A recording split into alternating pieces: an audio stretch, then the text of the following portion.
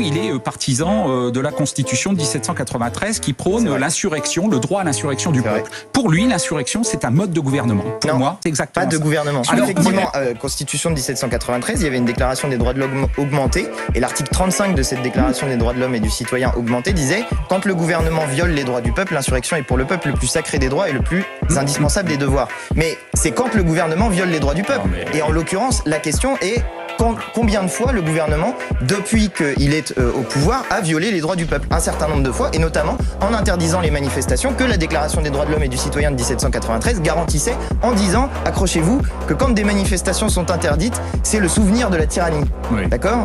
Donc c'est pour ça que j'utilise la Constitution de 1793, celle de la Première République, je la trouve absolument passionnante sur les droits qui sont développés à l'intérieur. Voilà, alors, on va peut-être arrêter sur ce sujet parce que je crois que c'est plutôt les bassines qui nous intéressent aujourd'hui.